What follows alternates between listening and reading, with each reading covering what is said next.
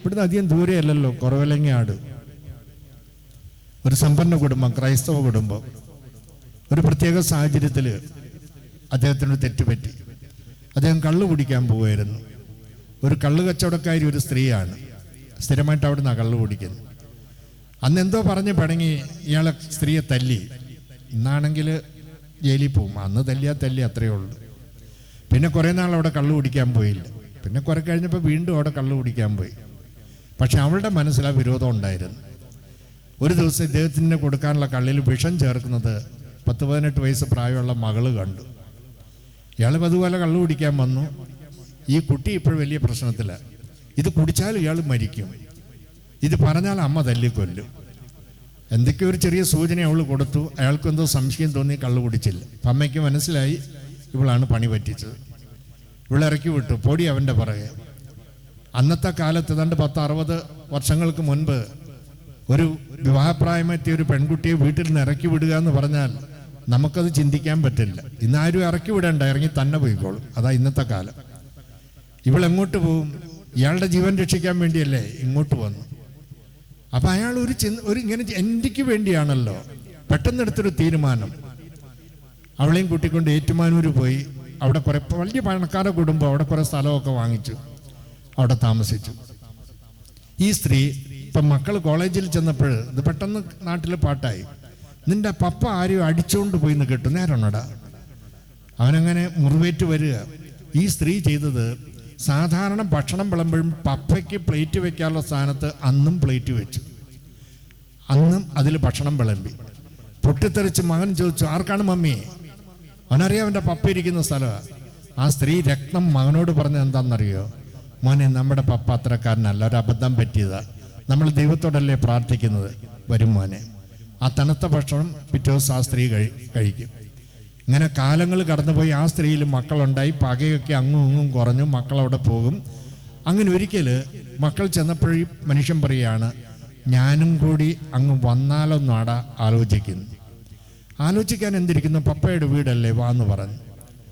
ആ സ്ത്രീക്കും കുട്ടികൾക്കും മാമുദീസ കൊടുത്ത് ഏറ്റുമാനൂരത്ത് വീടും പറമ്പും അവരുടെ പേരിൽ എഴുതി കൊടുത്ത് ദൈവം യോജിപ്പിച്ച ഭാര്യയുടെ കൂടെ 2 വർഷവും കൂടി ജീവിച്ചത് 54 വർഷത്തിന് ശേഷമാണ് ആ മനുഷ്യൻ തിരിച്ചു വന്നത്. ഇതാ ക്രൈസ്തവ ജീവിതം. ഇന്നത്തെ തലമുറ ചിന്തിക്കും, പിന്നെ വന്നിട്ടെന്താ കാര്യം?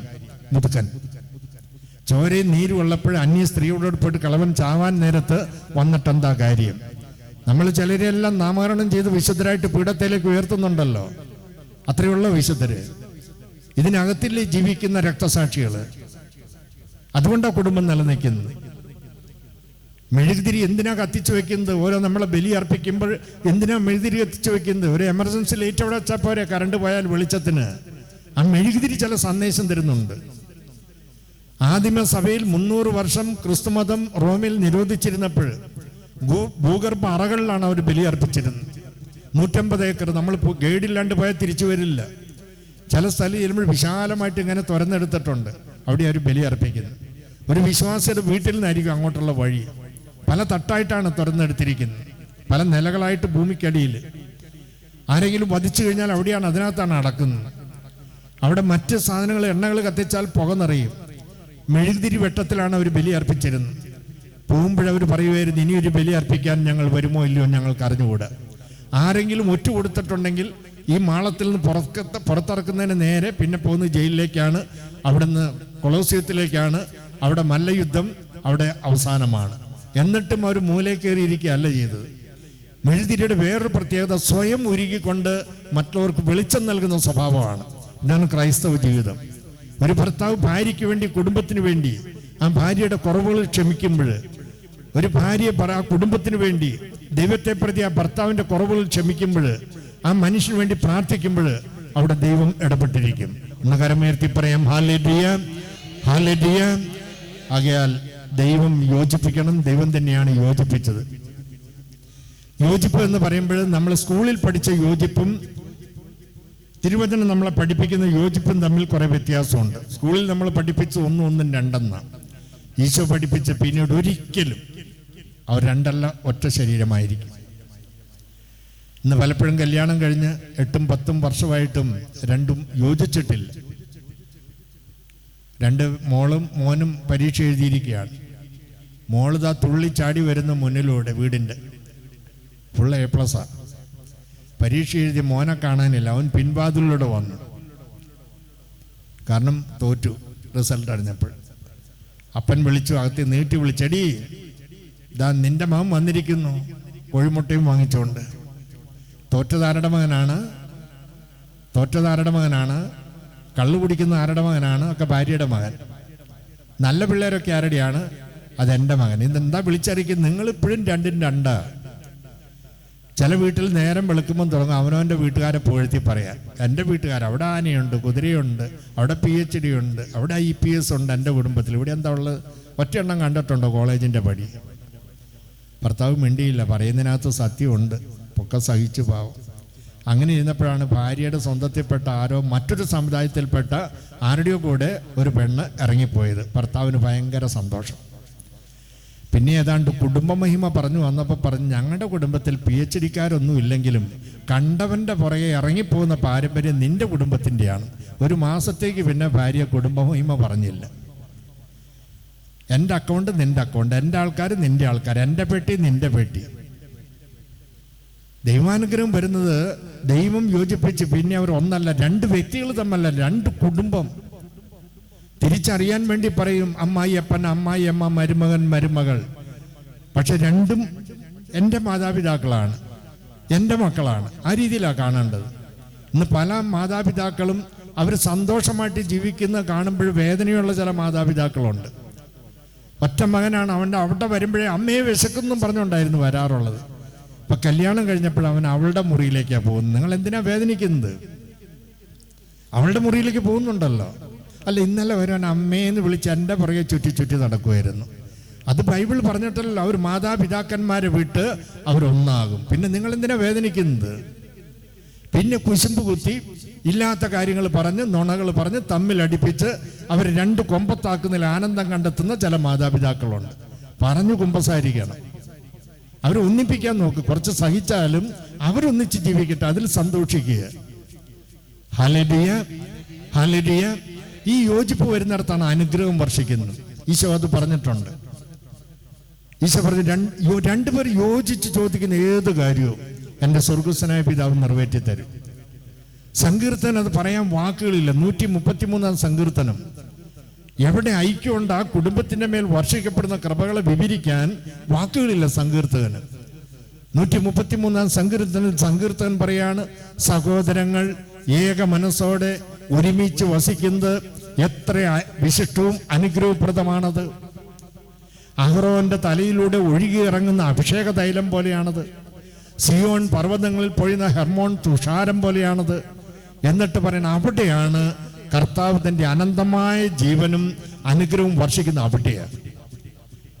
എവിടെ കീരിയും പാമ്പും പോലെ കടിച്ചു കീറുന്ന ഭിന്നതയുള്ള കുടുംബം ഉണ്ടോ, അതിനെക്കുറിച്ച് മത്തായിയുടെ സുവിശേഷം 12:25 ഈശോ പറഞ്ഞു, അന്തചിത്രമുള്ള ഭവനം, വിഭാഗതിയുള്ള ഭവനം. ഇന്ന് ചില കുടുംബത്തിൽ മക്കളൊക്കെ ഒന്ന് സ്വന്തം കാലയിൽ നിൽക്കാൻ തുടങ്ങിയാൽ, ജോലിയൊക്കെ ആയിക്കഴിഞ്ഞാൽ ചുരുക്കം ചില അമ്മമാര് മക്കളെ ഒരു വശത്താക്കിയിട്ട് അപ്പനെതിരെ യുദ്ധം പ്രഖ്യാപിക്കുന്ന മാതാപിതാക്കാർ നമ്മുടെ കൂട്ടത്തിൽ കുറവൊന്നുമല്ല. നമ്മുടെ എന്ന് പറഞ്ഞാൽ ഇരിക്കുന്ന കൂട്ടത്തിലല്ല കേട്ടോ. കാണുമോ അതെനിക്കറിയില്ല. അപ്പൻ ഗ്രൂപ്പ്, അമ്മ ഗ്രൂപ്പ് നാശം അടുത്തിട്ടുണ്ടെന്നാണ് പറയുന്നത്. അന്തചിത്രമുള്ള ഭവനമോ നഗരമോ നിലനിൽക്കില്ല, അതിൻ്റെ നാശം ആസന്നമാണ്. വിഭാഗിതി ഉണ്ടാക്കുക. ഇനി ഈ ഐക്യം വരുന്നത് എങ്ങനെ? ഞാൻ ഇവിടുന്ന് കുറെ തൊള്ള വിളിച്ച് പറഞ്ഞാൽ വല്ല കുടുംബത്തിലും ഐക്യം ഉണ്ടാവുമോ? ഉണ്ടാകില്ല. ഒരിക്കൽ ഈ ഐക്യം തരുന്ന ദൈവത്തിന്റെ പരിശുദ്ധാത്മാവിന്റെ പ്രവർത്തനമാണ്. അതാണ് ഐക്യം തരുന്നത്. ബാബേൽ ഗോപുരം ദൈവത്തെ മാറ്റി നിർത്തിക്കൊണ്ട് നമ്മളിപ്പോൾ നല്ല ഐക്യത്തിലാണ്, ഇടവക്കാരൊക്കെ നല്ല ഐക്യത്തിലാണ് പോകുന്നത്. പക്ഷെ ഈ ഐക്യം വരും തലമുറയിൽ ഉണ്ടാവണം നിർബന്ധമില്ല. അപ്പൊ പൊതുവും വിളിച്ചു കൂട്ടി എന്ത് ചെയ്യാൻ പറ്റും? തലമുറ ലോകാവസാനം വരെ നമ്മുടെ ഐക്യം നിലനിർത്താൻ എന്ത് ചെയ്യാൻ പറ്റുക? ചർച്ചാ വിഷയം. ദൈവത്തെക്കുറിച്ചൊന്നും അവർക്ക് വലിയ ഗ്രാഹ്യമില്ല. പല അഭിപ്രായം വന്നു. ഒരാൾ പറഞ്ഞു, മണ്ണ് ചവിട്ടിക്കുഴച്ച് ഇഷ്ടിയുണ്ടാക്കി ചുട്ടെടുത്ത് ആകാശം മുട്ടൊരു ഗോപുരം പണിയുക, ഇതിലൂടെ നമ്മുടെ ഐക്യം നിലനിർത്താം. 11 ബാബേൽ ഗോപുരം ദൈവത്തെ മാറ്റി നിർത്തിയിട്ട് ഐക്യമുണ്ടാക്കാൻ വേണ്ടി പണിത ഗോപുരമായിരുന്നു. കുറെ മുകളിലെത്തിയപ്പോൾ അവരുടെ ഭാഷ ഭിന്നിച്ചു. ബൈബിൾ പറയുകയാണ് അന്ന് വരെ ഭൂമുഖത്ത് ഒറ്റ ഭാഷയായിരുന്നു, അവരുടെ ഭാഷ ഭിന്നിച്ചു. ഇപ്പൊ തിരുവനന്തപുരത്തിന്റെ അപ്പുറത്തേക്ക് ചെന്നാൽ എവിടെ പോവാന്ന് എങ്കപ്പ പോരെ, കർണാടകയിലേക്ക് പോയി കഴിഞ്ഞാൽ എല്ലി യോഗ്യത, ആന്ധ്രയിലേക്ക് പോയി കഴിഞ്ഞാൽ എക്കടെ പോത്താര. ഒറ്റ ഭാഷയുണ്ടായിരുന്നുള്ളൂ ഭൂമിയിൽ. ദൈവത്തെ മാറ്റി നിർത്തി ഐക്യമുണ്ടാക്കാൻ നോക്കിയപ്പോൾ നിലവിലെ ഭാഷ ഭിന്നിച്ച്. ഇന്ന് പല കുടുംബത്തിലും ഭാഷ ഭിന്നിച്ചിരിക്കുക. അപ്പനൊരു കാര്യം പറഞ്ഞാൽ അപ്പൻ ഒറ്റപ്പെടും, അമ്മയും മക്കളും ഒന്നും അതിന് പിന്താങ്ങില്ല. ഭർത്താവ് ഒരു കാര്യം പറഞ്ഞാൽ അത് ഒറ്റപ്പെടും, ഭാര്യ ഒരു കാര്യം പറഞ്ഞാൽ അത് ഒറ്റപ്പെടും. അതുകൊണ്ട് ഇന്ന് കുടുംബത്തിൽ പല കുടുംബത്തിലും എന്താണ്, സംഭാഷണമില്ല, പറഞ്ഞിട്ട് കാര്യമില്ല. പിന്നെ എന്ത് ചെയ്യും, എനിക്ക് തോന്നി ഞാൻ ചെയ്യും. ഫലത്തിൽ എന്ത് പറ്റി, ഇപ്പം കോടികൾ കടം കയറി മൂടിയിരിക്കുക. എന്നാൽ ഈ വഴിക്ക് ഇറങ്ങിത്തിരിക്കുമ്പോൾ ആ ഭാര്യയോടും കൂടി ഒന്ന് ആലോചിച്ചിരുന്നെങ്കിൽ, PhD ഒന്നും ഇല്ലെങ്കിലും തലനരച്ചൊരു അപ്പം വീട്ടിലുണ്ട്, കുറെ ലോകത്തിന്റെ ജ്ഞാനം ഉണ്ടല്ലോ. പപ്പ ഇതിങ്ങനെ ചെയ്താൽ എങ്ങനെ വരും, അത് കുഴപ്പമില്ലടാ, കുഴപ്പമില്ല, പോയിക്കൊന്നേ, ദൈവാനുഗ്രഹം ഉണ്ടാവും. അല്ലെങ്കിൽ വേണ്ട, ഇപ്പൊ വേണ്ട മോനെ, അത് ഈ കടം വരില്ലായിരുന്നു. ഞാനെന്തോ സംഭവമാണ്, ഞാനെന്ന് പറഞ്ഞാൽ ഞാനാണ്, എനിക്കുള്ളത്ര ബുദ്ധി ഭൂമിയിൽ ആർക്കും ഇല്ല. അങ്ങനെ ഏകപക്ഷമായിട്ട് എടുക്കുന്ന തീരുമാനമല്ലേ ഇന്ന് പലരും കെണിയിൽപ്പെട്ടിരിക്കും. പ്രായപൂർത്തി തെറ്റ മക്കളുണ്ടെങ്കിൽ അവരെയും കൂടി വിളിച്ചിരുത്തി ആലോചിക്കുക. അതാ കുടുംബം എന്ന് പറയുന്നു. ഒരു കാര്യം ചെയ്യുന്നതിന് മുമ്പ് കൂടി ആലോചിക്കുമ്പോൾ ഭാര്യ എന്താ പറയേണ്ടത്, അത് വേണ്ട, നമുക്ക് പ്രാർത്ഥിക്കാം. ഒരു ലോൺ എടുത്തിട്ട് ഒരു ബിസിനസ് തുടങ്ങുന്നതിനെ കുറിച്ച്, ചെറിയൊന്നുമല്ല, 2-3 കോടിയുടെ ലോണാണ്. ഭാര്യയോട് പറഞ്ഞു നമുക്ക് പ്രാർത്ഥിക്കാം, ഒരു മാസം ഈ നിയോഗം വെച്ച് പ്രാർത്ഥിക്കുക. കുറച്ച് കഴിയുമ്പോൾ ഇതിലൂടെ നമ്മുടെ കുടുംബത്തെ അഭിവൃദ്ധിപ്പെടുത്താനാണ് ദൈവം ആഗ്രഹിക്കുന്നത്. തരക്കേടിൽ നിന്ന് 2 പേരുടെ മനസ്സിൽ വരെ തരക്കേടില്ല, കുഴപ്പമില്ല, നിങ്ങൾ അറിയിക്കോ, അവിടെ ദൈവം കൂടെ ഉണ്ടാവും. ഇല്ലെങ്കിൽ 2 ആളുടെ മനസ്സിലും വേണ്ട, ഇത് കെണിയ. ഭർത്താവിന് ആദ്യം ഉണ്ടായ ആ വലിയ ആവേശമൊന്നും എപ്പോഴില്ല, നിങ്ങൾ രക്ഷപ്പെടും. അപ്പൊ കൂടി ആലോചിച്ച് തീരുമാനം എടുക്കണം. സംഭാഷണം വേണം കുടുംബത്തിൽ. ഈ സംഭാഷണം എങ്ങനെയാണ്, കുറ്റപ്പെടുത്തൽ കുറയണം. കുറ്റപ്പെടുത്തലാണ് നമ്മുടെ സംഭാഷണത്തിൽ എപ്പോഴും കുറ്റപ്പെടുത്തലാണ് വരുന്നത്, അവിടെയാണ് ഭിന്നത ഉണ്ടാകുന്നത്. പ്രത്യേകിച്ച് മലയാളികളെ നമുക്കൊരാളുടെ നന്മ പറയാൻ വലിയ പ്രയാസമുള്ളവരാ. ഒരു 100 നന്മയുണ്ടെങ്കിലും നമ്മൾ അത് പറയും, ഒരു കുറവുണ്ടെങ്കിൽ അത് കണ്ടുപിടിക്കും, അത് പർവ്വതീകരിക്കും, അത് പാടിക്കൊണ്ട് നടക്കും. അവിടെ അനൈക്യം ഉണ്ടാകും, ഐക്യം ഉണ്ടാകില്ല. അടുത്ത വ്യക്തിയുടെ നന്മ കാണാനും പറയാനുള്ളൊരു മനസ്സ് നമുക്ക് വേണം. ഞാൻ ഈശോയുടെ മനോഭാവമാണ് ഞാൻ ഓർക്കുന്നത്. ആ വിധക്കാരൻ്റെ ഉമ്മയിൽ ഈശോ പറഞ്ഞത്, നല്ല നിലത്ത് വീണ വിത്ത് 100 മേനി, 60 മേനി, 30 മേനി ഫലം പുറപ്പെടുവിച്ചു. 30 മേനി എന്ന് പറയുമ്പോൾ അതിൽ 70 പതിര കേട്ടോ, 70 പതിര, ആകെപ്പാടെ 30 ധാന്യമണിയേ ഉള്ളൂ. എന്നിട്ട് ആ ചെടിയെ കർത്താവ് വിശേഷിപ്പിച്ചത് നല്ല നിലത്ത് നിൽക്കുന്ന ചെടി. ഈ ഒരു മനോഭാവം നമുക്ക് വേണം. മരുമകളുടെ ഒരു കുറവ് കണ്ടുപിടിച്ച് നാട്ടുകാരോട് പറഞ്ഞുകൊണ്ട് നടക്കാതെ, അതിനെ ചൊല്ലി ബഹളം വെക്കാതെ, ആ 30 നന്മയുണ്ടല്ലോ, 70 പൊട്ടെന്നേ, ആ 30 നന്മയുണ്ടല്ലോ, അത് കാണാനും അത് പറയാനുള്ള മനസ്സുണ്ടെങ്കിൽ ഇന്നത്തെ കുടുംബത്തിലെ പല പ്രശ്നങ്ങളും പരിഹരിക്കപ്പെടും. ഹല്ലേലൂയ. ഇനി ഇവരുടെ ഭാഷ ഒന്നിക്കുന്നുണ്ട് കേട്ടോ ബൈബിളിൽ. അപ്പസ്തോല പ്രവർത്തനം 2 പരിശുദ്ധാത്മാവ് വന്നു കഴിഞ്ഞപ്പോൾ ഗലീലിയക്കാരായ അപ്പസ്തോലന്മാർ എഴുന്നേറ്റ് നിന്ന് അവരുടെ മാതൃഭാഷയിൽ സംസാരിക്കുകയാണ് കേട്ടോ. ശ്രോതാക്കളുടെ ഇടയിൽ അറേബ്യരുണ്ട്, ക്രേത്യരുണ്ട്, മെസൊപ്പൊട്ടോമ നിവാസികൾ, കപ്പദോക്യ, ഏഷ്യ, പാംഫീലിയ, അങ്ങനെ വിവിധ ഭാഷകൾ സംസാരിക്കുന്നവരാണ് ശ്രോതാക്കളുടെ ഇടയിൽ. പക്ഷേ അപ്പസ്തോലന്മാർ അവരുടെ മാതൃഭാഷയിൽ സംസാരിച്ചത് ശ്രോതാക്കൾക്കെല്ലാം അവരുടെ മാതൃഭാഷയിൽ മനസ്സിലാക്കാനായിട്ട് പറ്റി. ഹല്ലേലൂയ. ഇതാണ് നമ്മൾ ഈ വർഷത്തിലെ ബഹുമാനപ്പെട്ട അച്ഛൻ തിരുനാളിന്റെ അനുസരിച്ചൊരു വചന പ്രഘോഷണ കൺവെൻഷൻ വെച്ച്. ഞാൻ ഇന്നലെ ചോദിക്കുകയായിരുന്നു അച്ഛനോട്, ഇങ്ങനെ പതിവുള്ളതാണോ? അച്ഛൻ പറഞ്ഞ ആദ്യത്തേതാണ്. ഈ വചനം കേൾക്കുമ്പോൾ നമുക്ക് നമ്മുടെ തെറ്റ് കണ്ടു, അതിലാ മാതാവ് ആനന്ദിക്കുന്നു, അതിലാ സ്വർഗം ആനന്ദിക്കുന്നു. കുറെ വെടിയും പടക്കവും വെച്ച് ഡാൻസും കഴിക്കുന്നു, അതിലേക്ക് അതപ്പതിച്ചു പോവുകയുന്നു. വല്ല മാറ്റം ആർക്കെങ്കിലും വരുന്നുണ്ടോ? ഈശോ പറഞ്ഞില്ലേ യോഹന്നാന്റെ സുവിശേഷം 7:37 മുതലുള്ള വാക്യങ്ങളിൽ, തിരുനാളിന്റെ അവസാനത്തെ മഹാദിനത്തിൽ വെടിയും പുകയും ഡാൻസും എല്ലാം കഴിഞ്ഞ് എന്നിട്ട് ഈശോ ശബ്ദം ഉയർത്തി പറഞ്ഞു, ആർക്കെങ്കിലും ദാഹിക്കുന്നെങ്കിൽ അവൻ എൻ്റെ അടുക്കൽ വരട്ടെ. ഈ വെടിയും പുകയും ഒരു ഇക്കിളിപ്പെടുത്തി കരളിൽ വെറും ഒരു താൽക്കാലിക ആനന്ദം ചിലപ്പോൾ തരുമായിരിക്കും, വീടെത്തുന്നത് വരെ നിൽക്കില്ല, ചോർന്നു പോകും.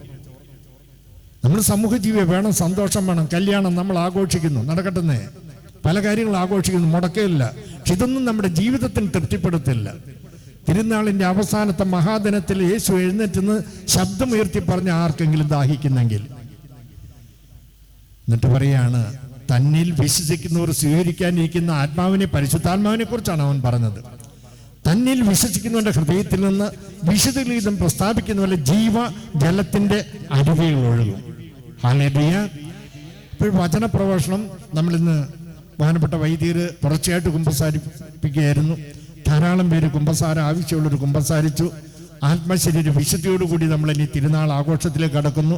അവിടെ സ്വർഗം സന്തോഷിക്കും, ആനന്ദിക്കും. ഇതാണ് ദൈവം ആഗ്രഹിക്കുന്നത്. വചനം ശ്രവിക്കുമ്പോൾ ഏതെങ്കിലും ഒരു വചനം ഒരു വ്യക്തിയെ സ്പർശിക്കും. അത് പെട്ടെന്ന് അല്ലെങ്കിലും സാവകാശം അത് പ്രവർത്തിക്കും. അതിൻ്റെ ഫലം നമുക്ക് തീർച്ചയായിട്ടും വ്യക്തിയിലും കുടുംബത്തിലും കാണാനായിട്ട് സാധിക്കും.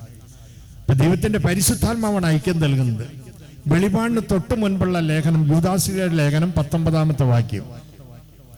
യൂദാസ്ലിയുടെ ലേഖനം അധ്യായമില്ല, 19-ാമത്തെ വാക്യം.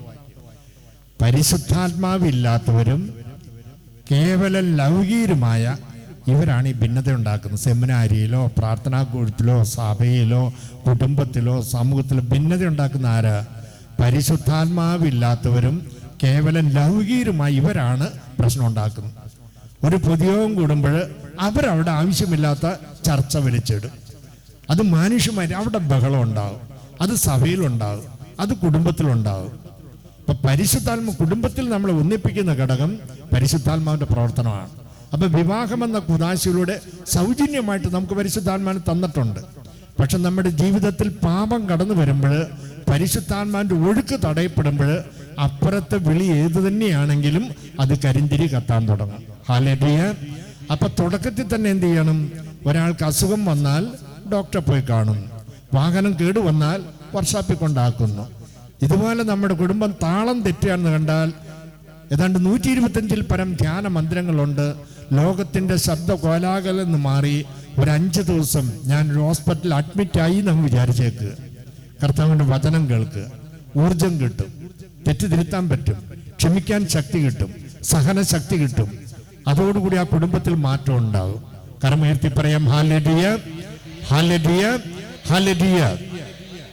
ഇനി പ്രധാനമായിട്ട് ശ്രദ്ധിക്കേണ്ട ഒരു കാര്യം, ഇപ്പൊ ഞാൻ നമ്മുടെ ഈ പള്ളി പണിതിരിക്കുന്നത് ഭിത്തിക്കൊക്കെ ഭയങ്കര കട്ടി നോക്കി പിന്നെയാ മനസ്സിലായത് കല്ലുകൊണ്ടാണ് പണിതിരിക്കുന്നത്. നല്ലതാ, അധികം ചൂടൊന്നും ഏശില്ല. പക്ഷേ അവിടുന്ന് പൊട്ടിച്ചെടുക്കുന്ന കല്ല് അതേപടി വെച്ച് ഇങ്ങനെ ഒരു ഭിത്തി ഏതെങ്കിലും മേസ്ത്രിക്ക് പണിയാൻ പറ്റുമോ? പറ്റില്ല. പിന്നെ പണിതില്ല. അതെങ്ങനെയാ പണിതത്? ആ മേസ്ത്രി ഒരു കല്ലെടുത്ത് ഇവിടെ ഏത് കല്ല് ചേരും അയാൾക്കൊരു ഐഡിയ ഉണ്ടാവും. ആ കല്ലെടുത്തൊന്ന് തിരിച്ചും മറിച്ചും വെച്ച് കഴിഞ്ഞപ്പോൾ അദ്ദേഹത്തിന് മനസ്സിലായി, ഞാൻ ഉദ്ദേശിച്ച പോലെ ഇതിവിടെ ചേർന്നിരിക്കണമെങ്കിൽ ഇതിൻ്റെ ഒരു മൂല തകർക്കണം.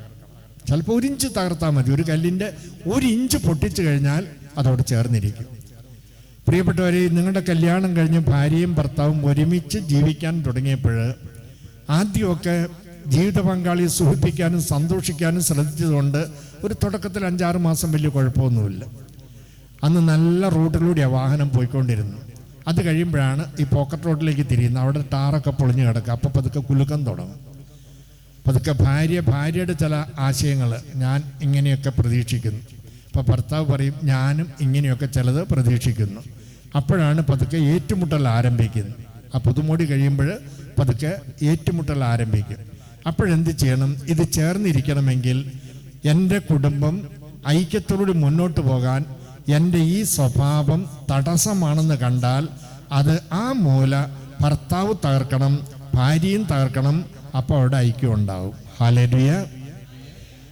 ദുബൈയിൽ ധ്യാനിപ്പിക്കുമ്പോൾ അബുദാബിയിൽ നിന്നൊരു പുതു കുടുംബം വന്നിരിക്കുകയാണ്. കല്യാണം കഴിഞ്ഞിട്ട് ആയിട്ടില്ല. 2 പേർക്കും അവിടെ നല്ല ജോലിയുണ്ട്, ശമ്പളമുണ്ട്. എന്തെങ്കിലും ഒന്ന് പറഞ്ഞു കഴിഞ്ഞാൽ അദ്ദേഹം പറയുന്നത്, എന്നാൽ നിനക്ക് നിൻ്റെ വഴി, എനിക്ക് എൻ്റെ വഴി, പിരിയാം നമുക്ക്. അവൾ മിണ്ടല്ല. കുറെ കഴിഞ്ഞപ്പോൾ അവളും വിചാരിച്ചു, എന്തിനാ എൻ്റെ അടുത്ത് ഇങ്ങനെ? ഒരു ദിവസം പറഞ്ഞെന്നാ പിരിയാം. അങ്ങനെയാണ് ഇവിടെ ധ്യാനം നടക്കുകയാണെന്ന് പറഞ്ഞ് അബുദാബിയിൽ നിന്ന് വണ്ടി ഓടിച്ച് ദുബായിൽ വന്നിരിക്കുക. കാണാനായിട്ട് വന്നു. 2 പേരെയും കേട്ടു. അവരുടെ പ്രശ്നം എന്താണ്? പ്രശ്നം ഇതാണ്, ബ്രദറെ, കല്യാണം കഴിഞ്ഞ അന്ന് മുതൽ ഞാൻ ഇവളോട് പറഞ്ഞിട്ടുണ്ട്, എവിടെയെങ്കിലും പോവുകയാണെങ്കിൽ തക്ക സമയത്ത് ഇറങ്ങണമെന്ന് ഞാൻ പറഞ്ഞിട്ടുണ്ട്. ഇന്ന് വരെ അവൾ തക്ക സമയത്ത് ഇറങ്ങിയിട്ടില്ല ബ്രദറെ. ഇന്ന് ഞാൻ അവളോട് പറഞ്ഞതാണ് 7 മണിക്ക് പോകണം, എന്നിട്ട് ഇവൾ ഇറങ്ങിയത് 7:30. എൻ്റെ പൊന്നെ, നീ ആയതുകൊണ്ടാണ് ഇത്രയും നാൾ വെച്ചോണ്ടിരുന്നു. തല്ലിക്കൊന്ന് കളയേണ്ട തെറ്റല്ലേ അവൾ ചെയ്തത്. എന്നിട്ട് ഇതിനകത്ത് അവർ കണ്ടെത്തിയ വഴി എന്താണ്? നിനക്ക് നിൻ്റെ വഴി, എനിക്ക് എൻ്റെ വഴി. ഈ സൈസാണ് ഇന്ന് കല്യാണം കഴിക്കാൻ വന്നിരിക്കുന്നത്. എന്നാൽ ഈ പൊട്ടന് മനസ്സിലായി ഇവൾക്ക് ഇങ്ങനൊരു സ്വഭാവമുണ്ട്. 7 മണിക്ക് പോകണമെന്ന് പറഞ്ഞ് നമുക്ക് 6:30 ഇറങ്ങണം കേട്ടോ എന്ന് പറഞ്ഞു. 7 കിട്ടുമല്ലോ കക്ഷിയെ. അതിനേക്കാൾ എളുപ്പ വഴിയാണ് വിവാഹമോചനം. ഞാൻ ഒരു ഉദാഹരണം പറഞ്ഞതാ. ഈ സൈസാണ് കുടുംബജീവിതത്തിലേക്ക് വന്നിരിക്കുന്നത്. ഒരു അഡ്ജസ്റ്റ്മെന്റ് ചെയ്യാനായിട്ട്, ഒരു സ്വാർത്ഥത ഒന്നും തകർക്കാൻ. ഗർഭിണിയായ ഒരു സ്ത്രീ, ഭർത്താവാണെങ്കിൽ പുകവിലയുടെ ആള്, ഗർഭിണി അല്ലെങ്കിലും വാ തുറന്നു കഴിഞ്ഞാൽ ചുറ്റുപാടുള്ളവരൊക്കെ ഛർദ്ദിക്കും. അങ്ങനെയാണ് ഭർത്താവ്. ഇവളാണ് ഗർഭിണിയായി ഛർദ്ദിയുടെ ബുദ്ധിമുട്ട്. ഇയാളോട് പറഞ്ഞു കഴിഞ്ഞാൽ എങ്ങനെ പ്രതികരിക്കുമെന്ന് അറിയില്ല. സകല പുണ്യാന്മാരുടെ ഒത്തിനെയും ചൊല്ലി നേർച്ചയും നേർന്ന് ഒരിക്കൽ ഭർത്താവിനോട് പറഞ്ഞ്, ഈ പ്രസവം കഴിയുന്നവരെ ഈ പുകവലി ഒന്ന് നിർത്താമോ? അപ്പോൾ അയാൾ പറഞ്ഞ ഒരു കാര്യം ചെയ്യുക, നീ അപ്പുറത്തെ മുറി പോയി കിടന്നോ. അപ്പം അതിൻ്റെ അർത്ഥം എന്താണ്? ഇവൻ്റെ കുഞ്ഞിനെ ഉദരത്തിൽ വഹിക്കുന്നത്. ഭാര്യയ്ക്ക് ബുദ്ധിമുട്ടുണ്ടായിട്ട് തൻ്റെ കാജാപിടി പോലും ഇവൻ ഉപേക്ഷിക്കാൻ തയ്യാറല്ല. ഈ സ്വാർത്ഥനെ എങ്ങനെയാണ് ഒരു പരിധി കഴിഞ്ഞ് സ്നേഹിക്കാൻ പറ്റുന്നത്? ഇവൻ്റെ കുഞ്ഞിനെ ഉദരത്തിൽ വഹിക്കുന്ന അതെല്ലാം ആ സ്ത്രീ സഹിക്കുക. ഒരു ചെറിയ ത്യാഗം. അപ്പോൾ ഒരുമിച്ച് നമുക്ക് ഐക്യമുണ്ടാവണമെങ്കിൽ നിങ്ങൾ ഒരുമിച്ച് ജീവിക്കാൻ തുടങ്ങിയപ്പോൾ മനസ്സിലായി ഭർത്താവിൻ്റെ ശൈലി എന്താണ്, ഭാര്യയുടെ ശൈലി എന്താണ്, അദ്ദേഹം എന്താണ് എന്നിൽ നിന്ന് ആഗ്രഹിക്കുന്നത്, ഞാൻ എന്താണ് അദ്ദേഹം. ആ സ്വാർത്ഥത അങ്ങ് തകർത്തു കഴിഞ്ഞാൽ ഐക്യം ഉണ്ടാവില്ലേ? Hallelujah, hallelujah, hallelujah. നമ്മൾ വണ്ടി കാശ് കൊടുത്താൽ വണ്ടി വാങ്ങിക്കാൻ പറ്റും കേട്ടോ. പക്ഷെ കുറേ കാര്യങ്ങൾ അതിന് കമ്പനി പറയുന്നുണ്ട്. ഏതു തരം ഇന്ധനം ഒഴിക്കണം, ടയറിൽ എത്ര പ്രഷർ വേണം, എപ്പോൾ സർവീസ് ചെയ്യണം. നമുക്ക് വണ്ടി മേടിക്കാൻ ഓടിക്കാനൊക്കെ അറിയാം. വീട്ടിൽ തന്നെ പുരുഷന്മാരുണ്ട്, സ്ത്രീകളുണ്ട്, അപ്പൻ, ആങ്ങള, പെങ്ങള്. കല്യാണം കഴിയുമ്പോൾ ഇതിൻ്റെ സൃഷ്ടാവ് 2 പേർക്കൊരു നിർദ്ദേശം കൊടുക്കുന്നുണ്ട്. ഈ വണ്ടിക്ക് കമ്പനി പറഞ്ഞ പോലെ, മോളെ നീ ഇതുവരെ ഒരു പെൺകുട്ടിയായിരുന്നു, ഒരു യുവതിയായിരുന്നു. ഇത് കഴിയുമ്പോൾ നീ ഒരു ഭാര്യയാകാൻ പോവുക. ഈ പുരുഷൻ്റെ കൂടെ മരണം വരെ നിനക്ക് സന്തോഷമായിട്ട് ജീവിക്കണമെങ്കിൽ എഫേസ്യോസ് 5:22 ഭാര്യമാരെ നിങ്ങൾ കർത്താവിന് എന്നതുപോലെ, ഒറ്റണം പറയില്ലെന്ന് എനിക്കറിയാം, കർത്താവിന് എന്നതുപോലെ ഭർത്താക്കന്മാർക്ക് വിധേയരായിരിക്കുക. ഭർത്താക്കന്മാരോട് എന്താ പറഞ്ഞിരിക്കുന്നത്? ഭർത്താക്കന്മാരെ നിങ്ങൾ ഭാര്യമാരെ അതാ കുഴപ്പം, സ്നേഹിക്കണം എന്നല്ല, ക്രിസ്തു സഭയെ സ്നേഹിച്ചതുപോലെ സ്നേഹിക്കണം. കാരണം നമ്മുടെ കേരളക്കരയിലെ നാട്ടിൽ ഈ സ്നേഹമെന്ന വാക്ക് ഒത്തിരി ദുരുപയോഗിക്കപ്പെടുന്നൊരു കാലഘട്ടം. ഇടയ്ക്ക് പത്രത്തിൽ കാണാറില്ലേ? കഴിഞ്ഞപ്പോൾ ചേട്ടൻ്റെ 2 സുഹൃത്തുക്കൾ കൂടി വന്നു, പെട്ടു, എവിടെയോ മുറിയെടുത്തു, പിന്നെ ബോധം വന്നപ്പോൾ തുണിയൊന്നും കാണാനില്ല. അത് പത്രത്തിൽ വന്നു. പക്ഷെ ഇങ്ങനത്തെ ചേട്ടന്മാരുടെ കൂടെ പിന്നെ ഇറങ്ങിപ്പോകാൻ ഇഷ്ടം പോലെ ആൾക്കാർ തയ്യാറാണ്. അങ്ങനെ സംഭവിച്ചിട്ടുണ്ട്. ഈ ചേട്ടൻ അങ്ങനെ ചെയ്യില്ല. അവിടെയും സ്നേഹമെന്നുള്ള വാക്കാണ് ഉപയോഗിക്കുന്നത്. അതുകൊണ്ടാണ് ഈശോ പറഞ്ഞത്, നീ ആഗ്രഹിക്കുന്ന ഇതെല്ലാം ചെയ്തു തരികയാണെങ്കിൽ ഞാൻ വലിയ കുഴപ്പമില്ലാതെ ജീവിച്ചോളാം. ആ സ്നേഹമല്ല ഇവിടെ ഉദ്ദേശിച്ചത്. ക്രിസ്തു സഭയെ സ്നേഹിച്ചതുപോലെ നിങ്ങൾ ഭാര്യമാരെ സ്നേഹിക്കണം. അതിനാ കുരിശ് വെച്ചിരിക്കുന്നു. അപ്പൊ ഭർത്താക്കന്മാരോട് പറഞ്ഞിരിക്കുന്നത് ക്രിസ്തു സഭയെ സ്നേഹിച്ച പോലെ ഭാര്യമാരെ സ്നേഹിക്കണം. ഭാര്യമാരോട് പറഞ്ഞിരിക്കുന്നത് കർത്താവിന് എന്നതുപോലെ ഭർത്താക്കന്മാർക്ക് വിധേയരായി ജീവിക്കണം. ഇപ്പം നമ്മുടെ നാട്ടിലേക്ക് ഈ അടുത്ത കാലത്ത് ഒരു സംസ്കാരം കടന്നു വന്നിട്ടുണ്ട്. ഭർത്താവിനെ പേര് വിളിക്കുക. ഉത്തരേന്ത്യയിലേക്ക് ചെന്ന് കഴിഞ്ഞാൽ അവരൊന്നും അങ്ങനെ വിളിക്കില്ല, മുഖം പോലും കാണിക്കില്ല, ബഹുമാനിക്കും. അബ്രാഹത്തെ സാറ വിളിച്ച് നാഥ എന്നാണ് വിളിച്ചത്. അതിനകത്തൊക്കെ നമ്മളിങ്ങനെ നാട് ഓടുമ്പോഴും നടുവേ ഓടേണ്ടവരല്ല. ഒന്നാമത് 1-2 വയസ്സിന് മൂപ്പുണ്ടാവുമല്ലോ. എന്ത് അധികാരത്തിലാണ് നമ്മൾ പേര് വിളിക്കുന്നത്? ഞാൻ ആദ്യ ദിവസം ചോദിക്കുകയാണ്, ഞാൻ ചേട്ടനെ എന്താ വിളിക്കേണ്ടത്? അപ്പം ചേട്ടൻ പറയാണ്, നിനക്ക് ഇഷ്ടമുള്ളത് വിളിച്ചോ. എന്നാൽ ചേച്ചി ഒരിക്കലും എടാ പത്രോസേ എന്ന് വിളിക്കരുത്, ഒരിക്കലും ആ പേര് വിളിക്കരുത്, ഇഷ്ടമുള്ളത് വിളിക്കാൻ പറഞ്ഞു. അവിടെയൊക്കെ ഹൃദയൈക്യം ഉണ്ടാകുന്നു. പലതും പറയാൻ പറ്റുമോ? ഇപ്പം എല്ലാവരും അങ്ങനെയാണ്. അപ്പോൾ പക്ഷെ ഒരു വേദന, അത് കേൾക്കുമ്പോൾ ഒരു സുഖക്കുറവുണ്ട്. അപ്പം ആ ഒരു ബഹുമാനം നമ്മൾ കാണിക്കണം. കുറച്ച് ശമ്പളം കൂടുതലുണ്ട്, വന്ന കുടുംബം കുറച്ച് മെച്ചപ്പെട്ടതാണ്, കുറച്ച് വിദ്യാഭ്യാസം ഉണ്ടെങ്കിലും അത് കാണിക്കേണ്ട സ്ഥലമല്ല കുടുംബം. അവിടെ വിധേയത്വം കാണിക്കണം. അടിമത്വം അല്ല കേട്ടോ, അടിമത്തം ബൈബിൾ ആഗ്രഹിക്കുന്നില്ല. സ്ത്രീ പുരുഷ മനഃശാസ്ത്രം വ്യത്യസ്തമാണ്. സ്ത്രീ പുരുഷനിൽ എപ്പോഴും ഒരു ആധിപത്യ പ്രവണത കിടപ്പുണ്ട്, ഒരു ഞാൻ എന്ന ഭാവം. അതൊരു കുടുംബത്തിൻ്റെ പ്രതിസന്ധികളെ തരണം ചെയ്ത് മുന്നോട്ട് കൊണ്ടുപോകാൻ ദൈവം കൊടുത്തൊരു ധൈര്യമാണ് ഒരു ആധിപത്യ പ്രവണത, ഒരു ഞാൻ എന്ന ഭാവം. അതുകൊണ്ട് സ്ത്രീകളെ സൃഷ്ടിച്ചപ്പോൾ ദൈവം ജന്മന അവർക്കൊരു വിധേയത്വ സ്വഭാവം കൊടുത്തിട്ടുണ്ട്. ആധിപത്യ പ്രവണതയുള്ള പുരുഷനും വിധേയത്വ സ്വഭാവമുള്ളൊരു സ്ത്രീയുമാണെങ്കിൽ അവിടെ പ്രശ്നങ്ങൾക്കുള്ള കാരണങ്ങൾ ഉണ്ടാകാറുണ്ട്, പക്ഷെ ഒരിക്കലും പ്രശ്നമാകാറില്ല. ഹല്ലേലൂയ. ഭർത്താവിൻ്റെ കുറ്റം സ്വന്തക്കാരോടും നാട്ടുകാരോടും വീട്ടുകാരോടൊക്കെ പറയുന്ന ഒരു ഭാര്യയെ എങ്ങനെ സ്നേഹിക്കാൻ പറ്റും ഭർത്താവിന്? അതുകൊണ്ടാണ് ബൈബിൾ പറയുന്നത്, ക്രിസ്തു സഭയെ സ്നേഹിച്ച പോലെ നിങ്ങൾ കർത്താവിനെ എന്നതുപോലെ ഭർത്താക്കന്മാർക്ക് വിധേയരായിരിക്കുവിൻ. ഭർത്താക്കൻ ഭാര്യമാരെ സ്നേഹിക്കണം. ഒരു ഭാര്യയും ഭർത്താവും, സാധാരണ ഭർത്താവ് അല്ല, ഭാര്യയും ഭർത്താവല്ല, അവർക്ക് 4 കാലും തുമ്പിക്കൈയും ഒക്കെ ഉള്ള ഭാര്യയും ഭർത്താവുമായിരുന്നു, 2 കാട്ടാനകളാണ്. അപ്പം മഴ പെയ്യാണ്ടായി, നാട്ടിൽ കുടിവെള്ളം കിട്ടാനില്ല, ചാകുന്ന ഒരവസ്ഥയായി. നമ്മളിങ്ങനെ കുത്തിയിരുന്നിട്ട് കാര്യമില്ലല്ലോ, നീ ആ ഭാഗത്തേക്ക് പോ, ഞാൻ ഈ ഭാഗത്തേക്ക് പോകാം, വെള്ളം കാണുകയാണെങ്കിൽ ഒന്ന് കറിയേക്കണം എന്ന് പറഞ്ഞു. കുറച്ച് കഴിഞ്ഞപ്പോൾ ഭാര്യയുടെ കാറിൽ കേട്ട് ഭർത്താവ് ഓടിച്ചെന്നു. ജീവൻ നിലനിർത്താൻ വെള്ളം കിട്ടുമല്ലോ. ഒരു പാറയിടിക്കിൽ കുറച്ച് വെള്ളം കിടപ്പുണ്ട്. 2 പേരും തുമ്പിക്കൈയിട്ട് ആർത്തിയോടുകൂടി കുടി തുടങ്ങി. കുടിച്ച് കുറേ കഴിഞ്ഞപ്പോൾ ഭാര്യ ഏറുകണ്ണിട്ട് ഭർത്താവിനെ നോക്കിയപ്പോൾ ഭർത്താവ് ഏറുകണ്ണിട്ട് ഭാര്യയെ നോക്കി ചിരിച്ചുകൊണ്ടിരിക്കുക. ഈ വെള്ളം പറ്റുന്നില്ല, ഇതിൻ്റെ തൊണ്ട വരണ്ട് ചാകാൻ പോവുക. എന്നിട്ട് ഈ ഭർത്താവ് എന്താ വിചാരിക്കുന്നത്, 2 ആൾക്കും തികയില്ല, ഇത് ഭാര്യ കുടിച്ചോട്ടെ എന്ന് കരുതി പാവം തുമ്പിക്കൈ വെള്ളത്തിലിറക്കി വെച്ചിട്ടുള്ളൂ, വലിക്കുന്നില്ല. ഭാര്യ എന്താ വിചാരിച്ചത്, പാവം ഇതെൻ്റെ ഭർത്താവ് കുടിച്ചോട്ടെ എന്ന് കരുതി പാവം അതും തുമ്പിക്കൈ വെള്ളത്തിലിറക്കി വെച്ചിട്ടുള്ളൂ, വലിക്കുന്നില്ല. ഈ കാട്ടാനയ്ക്കുണ്ടായിരുന്ന സ്നേഹം ചില താപ്പാനകൾക്കുണ്ടായിരുന്നെങ്കിൽ എത്രയോ കുടുംബം രക്ഷപ്പെട്ടു പോയാൽ. എന്നെ മാത്രം നമ്പി അവൾ വന്നതാണ്. ഒരു ചെടി പിഴുതെടുക്കുമ്പോൾ അതിൻ്റെ കുറേ വേരുകൾ പൊട്ടും. അവളുടെ മാതാപിതാക്കൾ, സഹോദരങ്ങൾ, ബന്ധുമിത്രാദികളെല്ലാം വിട്ട് ഒരു പരിചയമില്ലാത്തൊരു പുരുഷൻ്റെ കൂടെ മരണം വരെ ജീവിക്കാൻ ഇറങ്ങി പുറപ്പെട്ടവളാണ്. അത് നടുന്നിടത്ത് അതിന് തണൽ കൊടുക്കണം, അവൾ വാടാൻ പാടില്ല. അതിന് നനവ് കൊടുക്കണം, അത് വേര് പിടിക്കണം, എങ്കിലത് പെട്ടെന്ന് അവിടെ പുഷ്പിക്കും.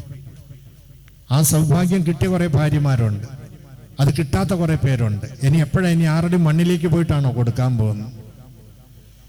മലയാളികളെ പോലെ സ്നേഹമുള്ളൊരു വർഗം ഭൂമിയിലില്ല. നമ്മുടെ പ്രശ്നം സ്നേഹം പ്രകടിപ്പിക്കാൻ അറിയില്ലെന്നുള്ളതാണ്. മലയാളി എപ്പോഴാണ് സ്നേഹം പ്രകടിപ്പിക്കുന്നത്? നമ്മുടെ പ്രിയപ്പെട്ട ഒരു ചത്ത് പെട്ടിയിലായി കിട്ടണം. ശവത്തോട് ഇത്രയും സ്നേഹം കാണിക്കാനൊരു വർഗം ഭൂമിയിലില്ല. യൂറോപ്പിലൊക്കെ ആണെങ്കിൽ അപ്പം മരിച്ചു കഴിഞ്ഞാൽ അനുജൻ ഫോൺ ചെയ്ത് പറയടാ അപ്പൻ പോയി, നീ ഒരു കാര്യം ചെയ്യുക, അവരെ ഏൽപ്പിക്കുക, എൻ്റെ പണം എന്താണെന്ന് വെച്ചാൽ നമുക്ക് ചെയ്യാം, ഞാൻ കുറച്ച് മീറ്റിങ്ങില്ല, എനിക്ക് വരാൻ പറ്റില്ല. അത് ശവസംസ്കാരം നടത്തുന്നവരുണ്ടാക്കുക, അവർക്ക് കൊടുത്തു കഴിഞ്ഞാൽ അവർ ശവസംസ്കാരം നടത്തിക്കോളും. നമ്മുടെ നാട്ടിലോ ജീവിച്ചിരിക്കുമ്പോൾ കഞ്ഞിയും വെള്ളം കൊടുത്തില്ലെങ്കിലും ലണ്ടനിലാണ്, അമേരിക്കയിലാണ്, ചത്തെന്ന് കേട്ട അയ്യോ ഫ്രീസറിൽ കയറ്റി വയ്ക്കണം, ആ തിരുമുഖം ഒന്ന് കാണാതെ എനിക്ക് ഉറക്കം വരില്ല. എന്നിട്ട് വന്നു കഴിഞ്ഞാൽ ആ ശവപ്പെട്ടിയിലേക്ക് കിടന്ന് എന്തൊരു എണ്ണിപ്പറക്കൽ, എൻ്റെ അടി എനിക്കിനി ആരാടിയുള്ളത്, നീ പോയല്ലോടി, എന്നെയും കൂടി ഞാനും പരിപാടി, ഒരു എണ്ണിപ്പറക്കൽ, അതൊക്കെ റെക്കോർഡ് ചെയ്യണം കേട്ടോ. അത് കഴിഞ്ഞ് സിമിത്തേരി ചെല്ലുമ്പോൾ അവിടെ ബാക്കി നാടകം അവിടെയാണ്. ഇവനും കുഴി ചാടാൻ പോവുക. പിന്നെ നല്ല കുറേ മനുഷ്യർ പിടിച്ചു വെച്ചുകൊണ്ട് അവൻ ചാടുന്നില്ല. ഈ ധ്യാനം കൂടുന്ന നിങ്ങളുടെ ആരുടെയെങ്കിലും സിമിത്തേരിയിൽ ഇങ്ങനൊരു നാടകം നടക്കുകയാണെങ്കിൽ, ജീവിച്ചിരുന്നപ്പോൾ കണ്ണുനീര് കുടിപ്പിച്ചവൾ ചത്ത് കഴിയുമ്പോൾ ഇങ്ങനൊരു അഭിനയം ഉണ്ടെങ്കിൽ നിങ്ങൾ മുന്നോട്ട് വന്ന കയ്യെ പിടിച്ചവരോട് പറയണം, നിങ്ങൾ ആ കയ്യെന്നൊന്ന് വിട്ടേ. എനിക്കറിയാം അയാൾക്ക് ആ ഭാര്യയില്ലാതെ ജീവിക്കാൻ പറ്റില്ല, താൻ കുഴിയിൽ ഇറങ്ങട, മണ്ണ് ഞാനിടാന്ന് പറ. ഇവനെ ഇറങ്ങുമെന്ന് നോക്കാമല്ലോ, പോണ വഴിക്ക് പുല്ല് മുളക്കില്ല. ഇപ്പോഴീ ശവത്തെ കാണിക്കുന്ന സ്നേഹത്തിൻ്റെ 10-1 ജീവിച്ചിരുന്നപ്പോൾ കൊടുത്തിരുന്നെങ്കിൽ ഒരു 10 വർഷം കൂടി ആ വ്യക്തി ജീവിച്ചാണ്. ഉള്ളിലുണ്ട് സ്നേഹം, പ്രകടിപ്പിക്കാൻ അറിയില്ല. അങ്ങനെ ഒരു മനുഷ്യന്റെ അടിസ്ഥാന ഘടകങ്ങളാണ് കേട്ടോ സ്നേഹം ലഭിക്കുക, അംഗീകാരം ലഭിക്കുക. കൊച്ചുകുട്ടിയായിക്കോട്ടെ, യുവാക്കളായിക്കോട്ടെ, വൃദ്ധനായിക്കോട്ടെ, മനുഷ്യനാണോ അവരൊക്കെ ആഗ്രഹിക്കുന്നതാണ് സ്നേഹം ലഭിക്കുക, അംഗീകാരം ലഭിക്കുക എന്നുള്ളത്. അപ്പൊ ഈ ഭർത്താവിനെ മാത്രം കണ്ടിട്ടാണ് അവൾ ഇറങ്ങി തിരിച്ചത്. അതുകൊണ്ടാണ് തിരുസഭ ഉത്തരവാദിത്തപ്പെടുത്തുന്നത്, നീ ടൺ കണക്കിന് സ്വർണം വാങ്ങിച്ചു കൊടുക്കാൻ കഴിവില്ല, വേണ്ട. മുന്തിയ വണ്ടി മേടിച്ചു കൊടുക്കാൻ കഴിവില്ല, വേണ്ട. ബംഗ്ലാവ് പണിയാൻ കഴിവില്ല, കടത്തിണ്ണയിൽ കിടക്കാൻ തയ്യാറാണ്, പക്ഷെ നീ സ്നേഹം കൊടുത്തേക്കണം. അവിടെ കുടുംബം പുഷ്പിക്കും. അത് കണ്ട് മക്കൾ, ഇപ്പം ബ്രദർ പറഞ്ഞ പോലെ എൻ്റെ മമ്മി എൻ്റെ പപ്പയെ സ്നേഹിച്ച പോലെ സ്നേഹിക്കാൻ. അതാണ് നമ്മൾ മാതൃക കൊടുക്കേണ്ടത്. അതിന് പണം പ്രശ്നമല്ല, ദൈവത്തിൻ്റെ ആത്മാവ് കൂടി ഉണ്ടെങ്കിൽ മതി. ഹല്ലേലൂയ. ചുരുക്കി പറഞ്ഞതിൻ്റെ അർത്ഥം ഇത്രയേ ഉള്ളൂ. ദൈവമായിട്ടുള്ള ഐക്യം നിലനിർത്തുമ്പോൾ തലമുറ ആയി വന്ന പാപശാപ ബന്ധനങ്ങൾ ഉണ്ടെങ്കിൽ യേശു ക്രിസ്തുവിലൂടെ ഇത് പരിഹരിക്കപ്പെടുന്നു. പരിശുദ്ധ കുർബാനയും പ്രാർത്ഥനയുമായിട്ട് ബന്ധപ്പെട്ട് നിൽക്കുന്ന മക്കൾക്ക് ആ കുടുംബത്തിലെ പ്രശ്നങ്ങൾ പരിഹരിച്ച് മുന്നോട്ട് പോകാനുള്ള ഊർജം അൾത്താരയിൽ നിന്ന് ദൈവം നമുക്ക് നൽകുന്നു.